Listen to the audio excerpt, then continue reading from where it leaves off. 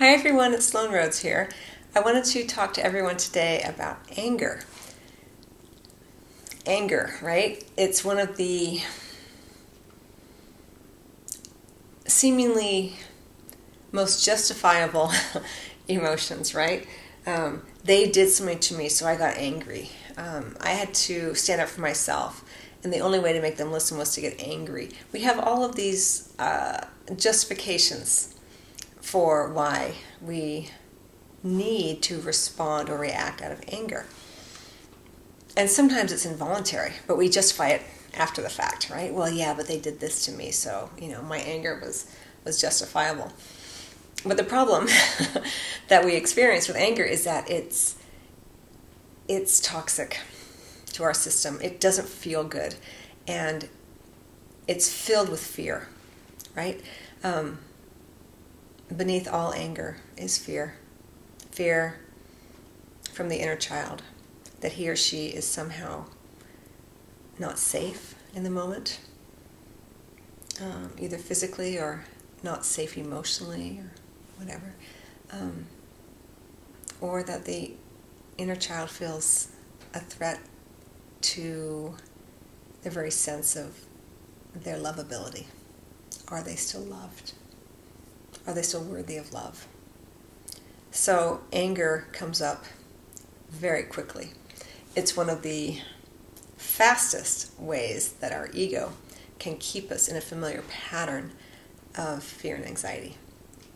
And we all experience anger, whether you're just driving your car and everyone on the road, is an idiot, or whether it's in our personal relationships or, our professional relationships or whatever. So let's talk a little bit more about this. So anger, let me back it up. There's so many layers to this. Let's go it this way.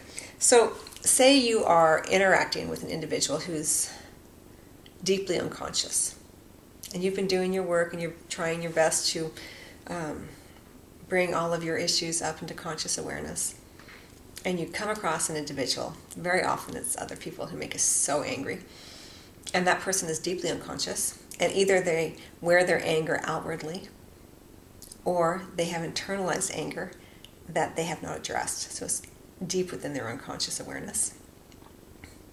Deep within their unconscious, let's say, lacking awareness. And either way, the involuntary reaction toward them from us can be immediate and meet anger with anger. It's amazing how quickly we get drawn in to that unconscious, egoic fear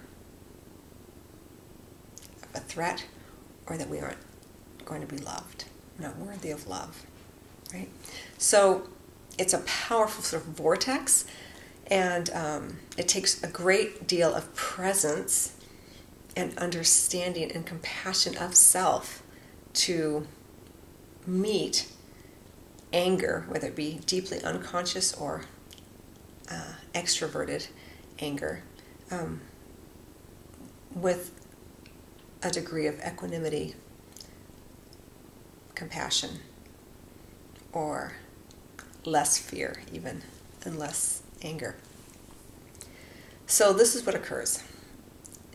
When you are talking with someone who is deeply unconscious, and they have a lot of anger within them, you may find that you become the aggressor, or you just find yourself really angry with them for reasons that don't seem to match the situation. And so once you can kind of recognize that what you are experiencing is your own unconscious issues around fear, lovability, surfacing in the form of anger and being reflected back to you through their unconscious anger. So they are reflecting to you your own unconscious feelings of anger. So you may not understand, why did I get so mad? I was so angry with that person, right? Seemingly out of context, based on the context of what was occurring. This can help you begin to address these issues more easily, because it's never them causing it for you. It's you feeling that matching energy that you already hold within you. And so that's for deeply unconscious anger. And it helps to understand how it comes up so quickly, right? And then when you're talking with someone who has a great deal of extroverted anger, what you're really dealing with is a tremendous amount of fear on their part. They are so angry because they are trying to protect the inner child's sense of self, trying to protect something the inner child feels it needs in order to be either protected, loved, safe, whatever. So it can feel very rabid, like, God, this person's so angry, and right away you're drawn into anger too, and then suddenly you're like two dogs, fighting over a bone, right? But you don't even know what the bone is. All you know is that you feel this tremendous sense of icky anger and a need to protect yourself or to fight back. So anger is extremely slippery to deal with because it is rooted in the unconscious. It is rooted in the unexamined needs of the inner child to feel safe, to feel protected, to feel loved. So the inner child rises up, in a very primal way to get what he or she thinks it needs to find that feeling of love, or to protect that feeling of self-love, or just self-protection, right? Now, all of this may not be available for you to be conscious of and work with in the moment, but afterwards, when the adrenaline dissipates and you begin to feel more calm and possibly more peaceful, you can begin to examine it so that when it occurs again, and it will, you can meet it with a greater sense of awareness, whether it is someone's unconscious anger being reflected back to you, and you feel it and it comes out, right? You match it. You want to dominate, right? You want to show them you're so angry with them. I mean, it's crazy how quickly it can occur. And so whether it's someone's unconscious anger that you are matching, conscious, again, unconsciously, but in a more aggressive way, or you are matching a more extroverted type of anger with your own extroversion and anger. Now, sometimes when we are with someone who's extremely angry in an extroverted way, we can also internalize that, and it can become passive-aggressive. Either way, the anger still needs to be addressed.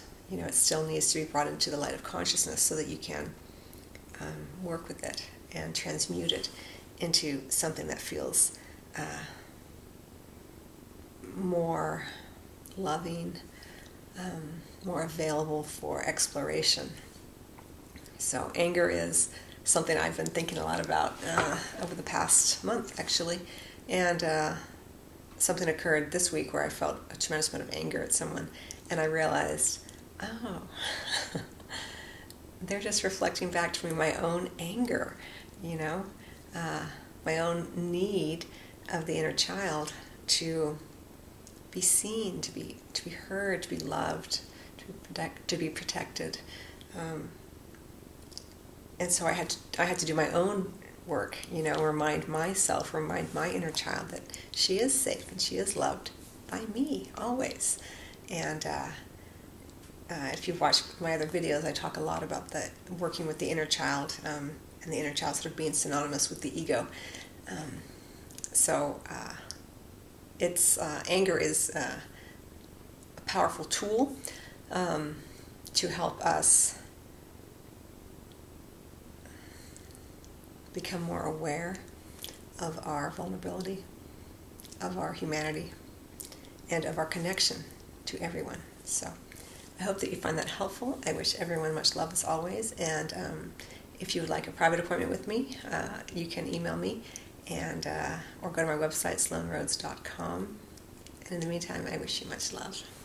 And just to remind you that all of my videos are available in audio format on iTunes, SoundCloud, and iHeartRadio. There are links below. Much love to you all.